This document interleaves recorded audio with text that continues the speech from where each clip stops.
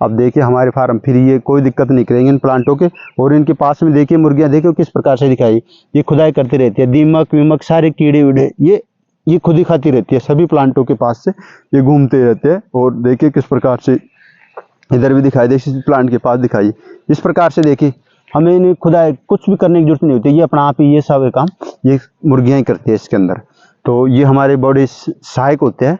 और ये कड़कनाथ मुर्गियां हैं, ये काफ़ी महंगा मुर्गा जाता है दोस्तों, इसकी काफ़ी अच्छी डिमांड है। और ये इसका जो मांस होता है दोस्तों, ये इसका मांस भी काफ़ी इसमें प्रतिरोधक क्षमता काफ़ी ज़्यादा होती है, कोलेस्ट्रॉल की मात्रा भी कम रहती है। तो इसका लोग ज़्यादा आजकल इसका उपयोग ज़्यादा कर रहे हैं। तो आप चंदन के साथ साथ आप दोस्तों इसके भी आप फार्मिंग कर सकते हो, इसमें खर्चा भी नहीं है। और आप यदि आप कोई किसान घर पे रहता है तो वो इसकी फार्मिंग कर सकता है, वो अपने अपने कंडीशन पे निर्भर करता है कि कोई कितनी रख सकता है वो कैपेसिटी पे।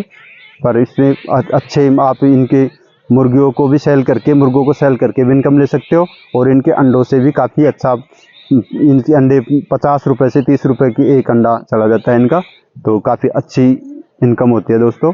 तो आप चंदन के साथ साथ अपने ये 12 से 15 साल में इनकम देगा तो किसानों को काफ़ी समस्या हो जाती है अपना खर्चा के लिए।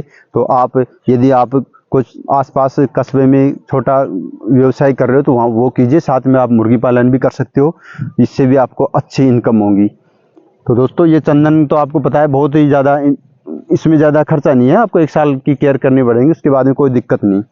तो इससे संबंधित हम आगे भी कई जो हमारे फार्म में एक्सपेरिमेंट मैं कर रहा हूँ वो चीज़ें मैं अपने इसी वीडियो के चैनल के माध्यम से मैं शेयर करता रहता हूँ। तो इस प्रकार से वीडियो किसानों के पास आप ज़्यादा से ज़्यादा शेयर करो ताकि किसानों को इसके बारे में जानकारी हो। और क्योंकि किस चंदन की खेती के पीछे सबसे मेन क्या कारण होता है दोस्तों, सबसे मेन दिक्कत यही आती है, लोग चंदन की खेती के नाम पे कि 12 से 15 साल में इसका इनकम देता है। तो इससे पहले किसान रिस्क नहीं लेना चाहता, हर कोई किसान नहीं सोचता है, क्योंकि इसका बैकअप भी होना ज़रूरी होता है। तो बैकअप के लिए हमें क्या करना होगा कि अपना कुछ अलग से इनकम का सोर्स करना होगा ताकि हमारी हमें इनकम भी मिलती रहे। और तो इस प्रकार से आप, क्योंकि फ्रूटिंग के प्लांट हम ज़्यादा नहीं लगा सकते क्योंकि ये इसको होस्ट प्लांट भी चाहिए, तो होस्ट के लिए ये आपको अच्छे, ये एप्पल बेर भी अच्छा है, जैसे आप इसमें अमरूद भी लगा सकते हो। इस प्रकार से जैसे आपके क्लाइमेट है, अपने अलग अलग स्टेटों का अलग अलग रहता है, तो उस हिसाब से आप इसके फ्रूट के भी प्लांट लगा सकते हो होस्ट में। पर इसके साथ आपको कैजुलिना, नीम ये भी लगानी होगी दोस्तों।